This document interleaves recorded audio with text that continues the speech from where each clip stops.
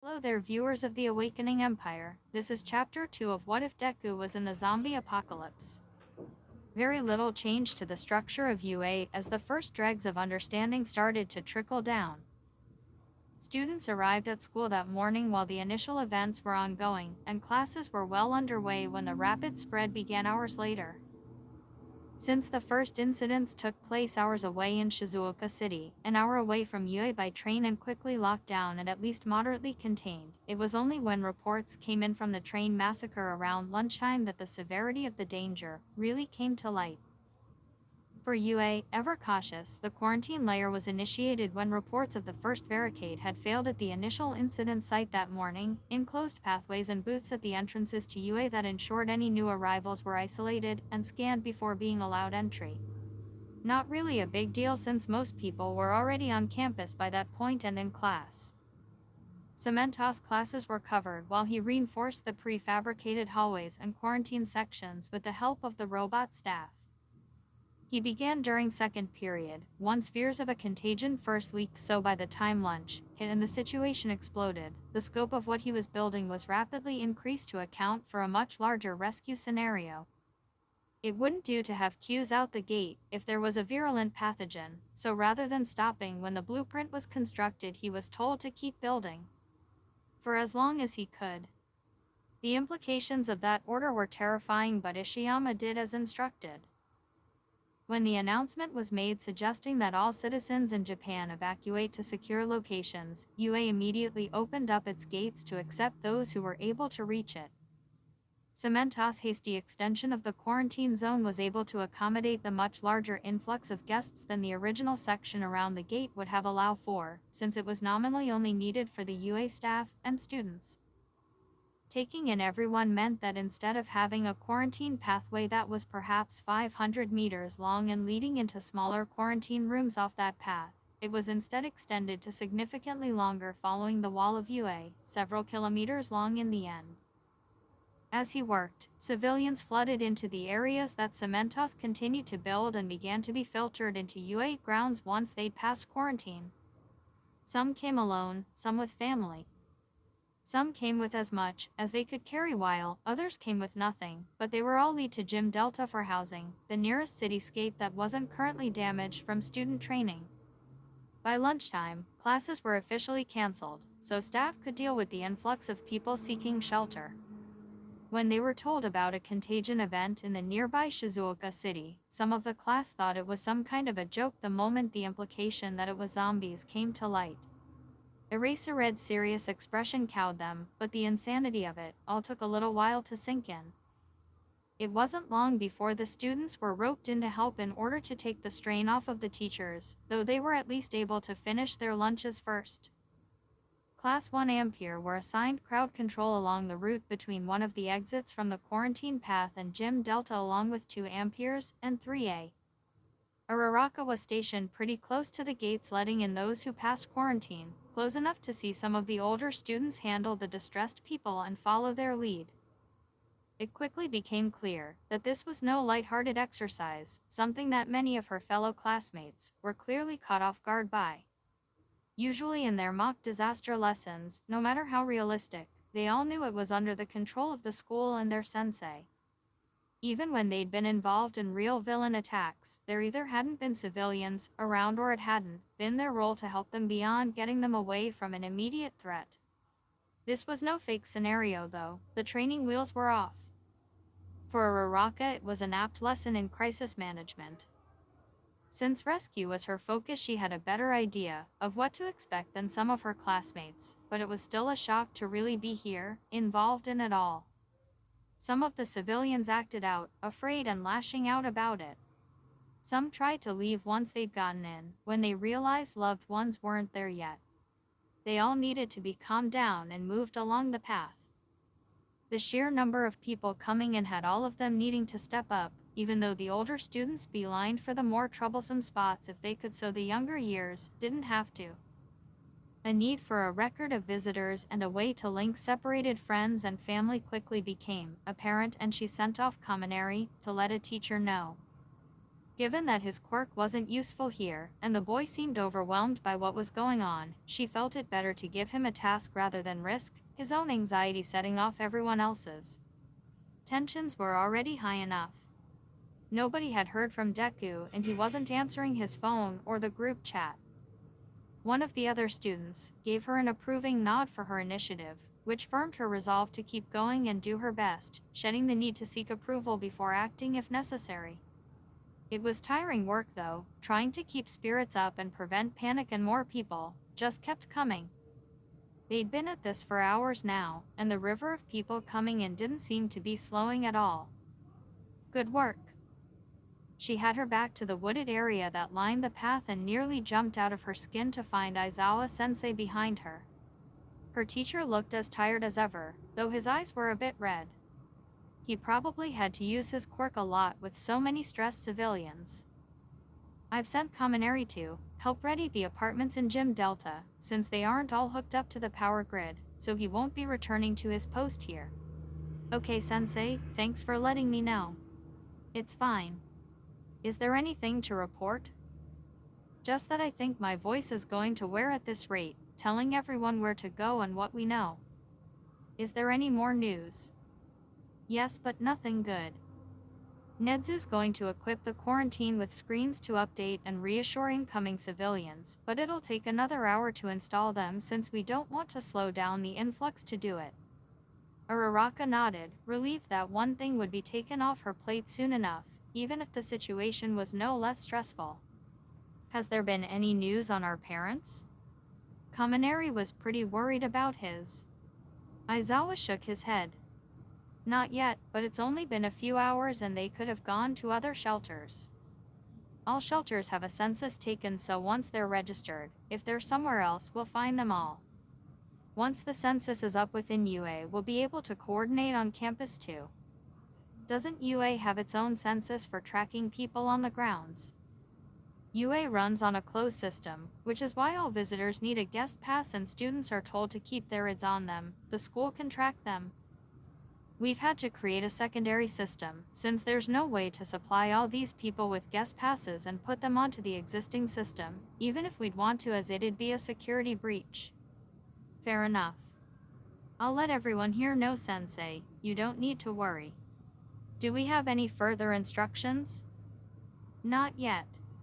We're asking everyone to hold out for at least a few hours more. We'll have more information then, and hopefully some of the first arrivals will volunteer to help out so the students can take a break. Because of the situation, Lunch Rush is already preparing for dinner service. Anyone hungry can head over to the tent on the western side of the school building for food, but I expect all of you to be in the school cafeteria for 6 p.m. for your evening meal. You'll need to use your IDs to get inside the building, as security has been tightened due to the guests on campus. I understand, Sensei. We'll be there at 6. Good. He gave her a nod and went on his way. She was briefly jealous of his stealth, even watching him go. She didn't hear him at all, before refocusing on her task. It didn't take long for her to start relaying the information she'd learned to the rest of Wana and any other students still nearby. Most of her class were scattered around the quarantine gates to receive guests, and those that weren't still dutifully checked the class group chat when she typed it out for them and told them to spread the word amongst the other students. For now though, there were still several hours before they could stop for dinner. She pasted a comforting smile on her face and set about helping someone who was carrying too much luggage to easily do so on their own. By the time 6 p.m. rolled around, Uraraka was exhausted, and she wasn't the only one. Luckily, the promised emergency information and census screens had been installed not long after Aizawa stopped by, so her throat wasn't completely ruined, but it had been a busy and stressful day with no signs of stopping. She felt bad leaving her post, even though she was mostly there to calm people down and keep an eye out for problems now that the information could be provided during the quarantine period. Fortunately, as Aizawa-sensei had predicted, there had been some civilian and hero volunteers who arrived to help out and cover their posts, so at least the path wouldn't be unmanned. Still, she felt both guilty and relieved to finally head inside the school building and take some time to rest, away from the sound of perpetually crying kids and adults alike. While some people came out of the quarantine doors calmer, some were so distraught that it was a challenge to calm them down. As the day went on, more of the latter than the former became common, as things got worse for those in the city. Almost worse were the ones, clearly shell-shocked, wandering along the path with blank eyes. She'd had to walk a few of those to Gym Delta since it hadn't seemed smart to leave them alone, but she worried about them once they left her care. Fortunately, there were people waiting in the towers to look after them, so at least she wasn't leaving them completely alone. Keeping busy at least kept her from worrying about her own family too much though, and Deku too, who nobody had been able to reach last she'd heard. As awful as it was, she had a job to do, and would be no good to anyone if she gave in to her fears. Not letting herself think too much about it, Ochako headed to the food line and grabbed herself a tray. A hot bowl of food sounded like just the thing right about now. She'd barely sat down to eat with the rest of her class when the table behind her began discussing what they knew about what was going on outside the walls. Is there any more news on what this is? Not really. I mean, not beyond what you'd expect from a zombie movie and what we were told this morning. I heard the Iwata shelter got infected. She barely heard it from across the room, a student she didn't recognize, but the word sent ice through her and she found her mouth opening to speak without meaning to. What? What did you say? I heard the Iwata shelter got infected. The student, perhaps a second or third year, said again louder. It was taking in civilians and all of a sudden people started streaming out of it. I saw it on someone's phone, when I was helping them settle into Delta. Holy shit. Someone must have gotten inside and turned. But how did nobody notice it? Who knows? Most shelters don't have a quarantine like UA does. They're villain evacuation centers, not bunkers. It's why so many people are coming here, even though there are shelters or closer to them. UA has been on the TV and radio, letting everyone know it's safer here. I heard that the government isn't being much use. Someone grumbled from the other side of the room. I heard they've all locked themselves in, all nice and safe, just locked their doors and shut the blinds. It's UA that's been sharing the most guidance and information. We've boosted the UA radio station to put out PSAs and updates. If it weren't for them, we'd just have been told to retreat to villain-rated buildings or shelters and not much else. Well, it's the government. Maybe they're trying to find a cure and stop this at the source. Either way, they usually prefer to give instructions and expect them to be followed, not to justify or explain the reasoning behind them. And I mean, it's a zombie apocalypse. I'm sure they're busy dealing with that. Too busy to try and save lives, you mean? Someone from the second years muttered bitterly. If they'd shared information faster, perhaps those people who got bit wouldn't have been able to slip away and spread this thing. What do you mean? I mean, they kept things quiet in the beginning and they shouldn't have. How do you know that, Minus? That's enough. It was Ida who stood, a fierce expression on his face. Now is not the time to degenerate into anarchy. We have a responsibility to protect the people out there, but also each other too. It is upsetting what is going on right now, but we must not fight amongst ourselves. The tension that had been slowly ratcheting higher and higher eased at the rebuke. Ochako turned back to her food, having completely forgotten it in as the conversation around her had ramped up. Sorry. The second year that had been getting agitated grumbled, but acquiesced. I don't think I'm wrong, but this isn't the time for it. You've got that right. The whole room startled at the sound of Aizawa's voice. He stood in the entrance with several of their teachers, grim faces all around. Hey, it's understandable that things are a little tense right now, alright listeners. Even so, we've all gotta keep our cool, we're heroes, and the people out there will be looking to us. If we freak out, they will too, so keeping your cool is the aim of the game, alright. Mike-sensei, despite what his exuberance would imply, was always really good at calming things down. We have more information to share with you now, along with these datapads. Vlad-sensei stepped forward, pulling out a handful of pads and passing them to the nearest table. Share them around. We only had a few spare, so please be patient. You can use them to search the census records for friends and family. It is connected to UA and also the shelter census records, so it is the most complete record at this time. However, if a name you're looking for doesn't come up, do not despair. It may be that they have taken shelter in a villain-secure building which does not have a census currently. While he spoke, the students who had received the pads were distributing them around the room to circulate. Araraka looked enviously at the student who had the pad nearest to her, but tamped it down and refocused on the teachers. To save time, I have a printout of the following individuals who arrived at UA and associated themselves with the following students. Aizawa began listing off names and locations, all currently housed within Gym Delta. The list included about half of the parents of her class, Suya's whole family, Todoroki's siblings but not Endeavor, and assorted names that must have been friends as they didn't share family names with the people they had wished notified about their presence. Her parents weren't read out. She wasn't surprised, since they lived much further south and were nowhere near Shizuoka Prefecture. There were some distressed faces when their names weren't called, but the datapad continued to be passed around slowly, so all they could do was wait. Ida's parents weren't listed, but his brother was. Ida himself didn't seem too worried, so it was likely that they were out of the country, which wasn't unusual from what she understood. There was a brief pause once the list had been read out, but before the teachers could move on, someone across the room spoke up. Have there been any zombies near UA yet? Aizawa looked at them all seriously for a moment. Yes, there have been zombies spotted near UA. There was a brief outcry that was quickly silenced by one ace teacher. Even the older years were intimidated by his threat display. It didn't stop more questions being shouted out though. What are we doing with them? At this time we are containing them off-site. Given the relatively low numbers for now, we've decided to preserve them where possible in case a cure is made.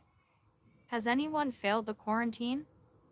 Yes, 2 people have failed the quarantine so far. Their quarantine pods were removed to the off-site location with the other infected we've secured for now. Is it really safe though?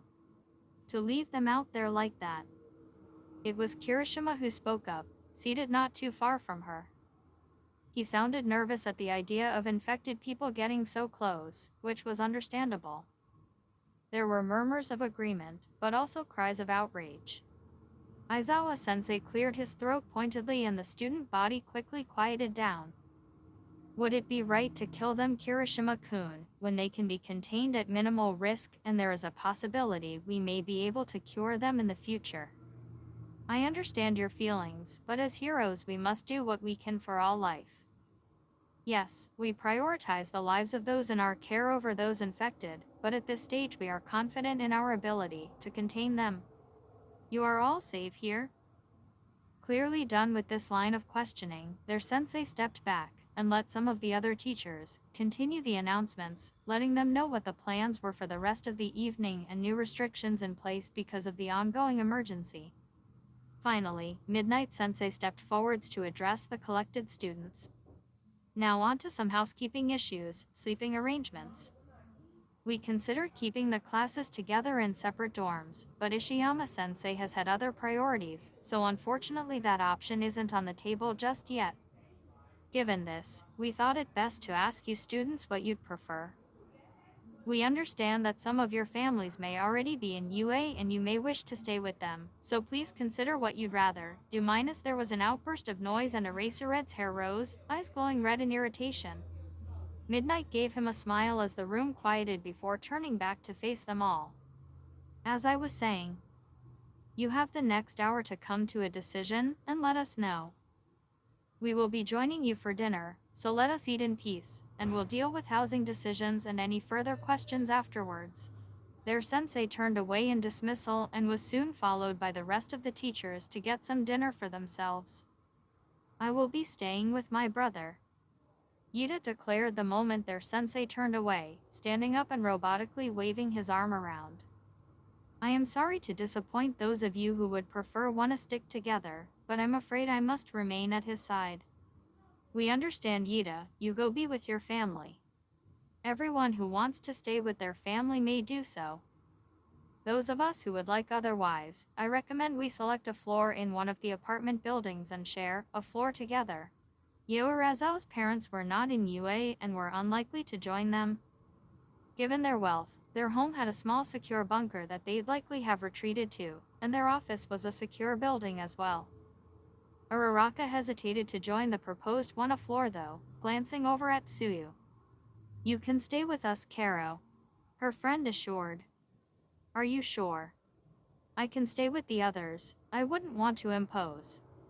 It's no problem, Ochako. I know you've been living alone till now and missed having a family around. I'm happy to share with you. The frog girl stuck out her tongue. You can help me with babysitting. Free labor, I see how it is. She teased back before turning back to the class rep. I'm sorry, she said to Yorazao. It's no problem at all. The other girl assured with a small smile.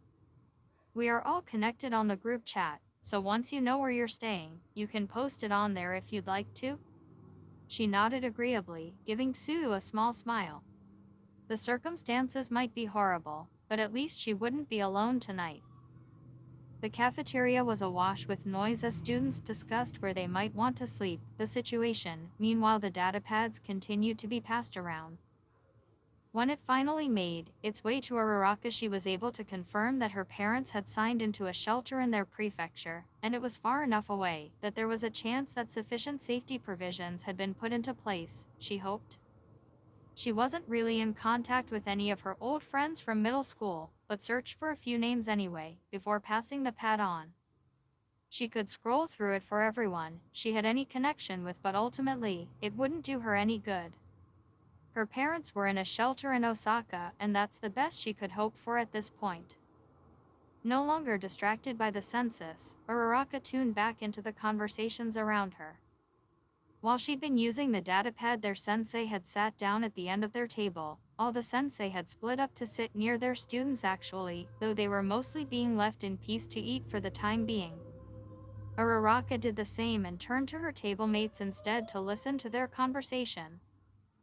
Actually, most of the infrastructure Nedzu put into place when he became principal, Yorazao was explaining.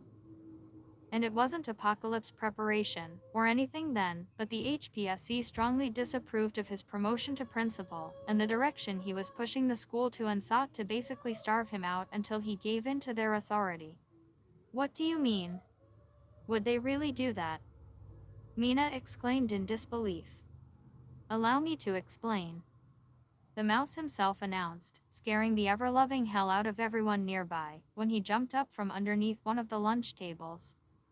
Only Aizawa-sensei didn't twitch, but poor Todoroki almost froze what was left of his dinner, and Mina fell off the bench. He made no explanation for his presence under the table, and jumped straight into the conversation, taking on a lecturing tone.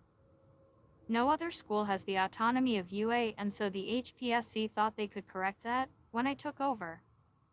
While my predecessors had only few problems from domestic quarters, suddenly there were issues with the amenities that couldn't be fixed because UA is essentially sovereign to itself and didn't fall within a municipality. At the same time, the majority of wholesalers suddenly declined to sell supplies to the school anymore, everything from food to training supplies. But everything the government tried to take away, I just accommodated for. The robot army aren't just practice dummies for the heroic students after all. They also handle much of the daily running of the school itself, everything from weaving new bandages and tilling the fields used to supply the school to water and waste management. There were murmurs around the table at that, most not having realized the government could undermine UA like that. Is that why UA makes its own hand soap? I always thought it was weird. Like, that's something prestigious hotels do, but UA is a school. Yes, exactly. Everything we can make for ourselves, we do. And since we do not fall under Japan's rules on UA grounds, we can also authorize quirk use ourselves rather than be limited by the requirement for government authorization. Hiring a few gardeners who can use their quirks to aid in growth has allowed us to produce enough food for the whole school, as well as other things like soap.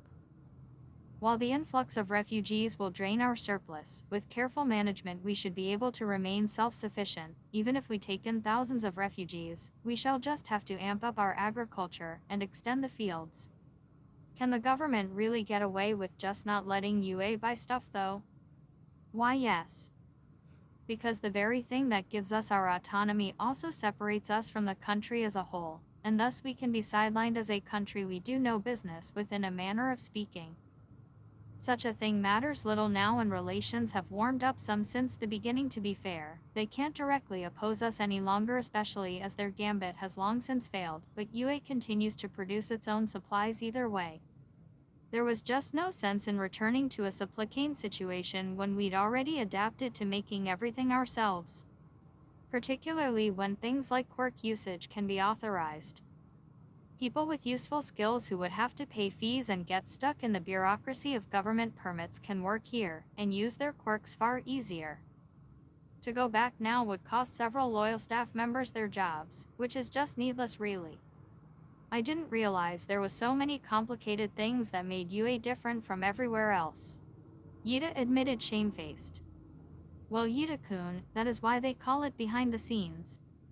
Is it really so difficult to get permits to use your quirk to work though? That seems silly. Mina was frowning in confusion. If a quirk is useful to a job, why couldn't they use it? No, the principal is right.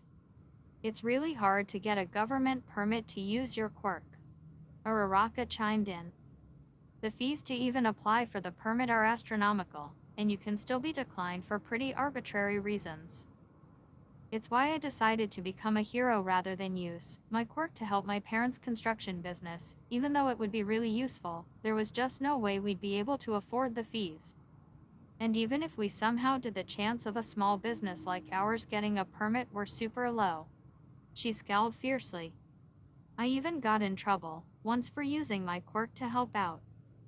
A site inspector tried to draw me up on unauthorized quirk usage for practicing with my quirk helping to float beams up to the workers. I was 12. Seriously? You were just a little kid, you weren't hurting anyone. Ashido seemed outraged on her behalf, but several students nearby chimed in with their own stories of getting into trouble as kids while trying to help others or practice their quirks. Before things could devolve too far though, Netsu clapped his paws and was suddenly stood on the table. Before things get too late, it's time to head to Gym Delta to get you all settled in. Your homeroom teachers will make a note of where you are staying if it is with friends or family, but if you are happy to be allocated a room, then they will show you the way. I will be standing in for Kusagari-sensei, as their services are currently needed elsewhere. Class 3F, meet me just outside the cafeteria please, it's a little crowded in here. That said, the principal hopped off their table and led the way outside, followed by a small stream of third years. Since Aizawa-sensei was at the end of the table, there was a bit of a crowd to reach him, so Uraraka waited her turn patiently with Tsuyu. When it was their turn, they dutifully informed him where they'd be staying, and he wrote it down on his clipboard before giving Ochako a serious look. That's fine, he said to them. However, if you change your mind at any point, let me know.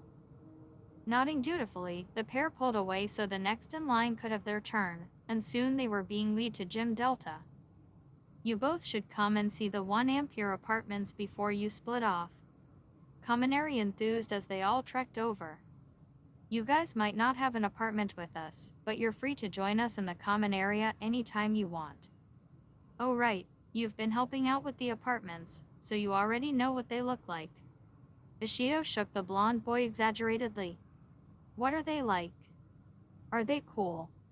Do we get our own bathrooms? It didn't seem to matter to her that she was shaking him too hard to answer. Kaminari-san makes a good point though. Yoarazawa admitted. All of 1 Ampere should at least take a quick look at the 1 Ampere space, as you will all be welcome there, and it is likely to become something of a meeting space for the class, I expect. If that's alright, Aizawa-sensei. It's fine. He grunted. They all filtered into Gym Delta, amidst some of the other classes from the cafeteria. It was bizarre seeing the mini-city in the middle of UA filled with life, though not more bizarre than having the mini-city there in the first case. Aizawa led the way to one of the apartment buildings that had fewer people around it. Each of the high-rises had new paint, clearly marking it with a letter to identify it. They trooped up to the third floor and approached the single front door off of the small hallway. This floor will be for the 1 Ampere students. I have an apartment on the ground floor, so if you have need of me, you know where to find me. I understand things are difficult, so I expect you all to support each other. Aizawa told them seriously as he opened the door and led them inside. The rooms aren't personalized, so you can pick whichever ones you want. If you will require adjustments made to accommodate you, let me know. I'm on call in Delta, so if I'm not in my apartment, just wait there and I'll return eventually.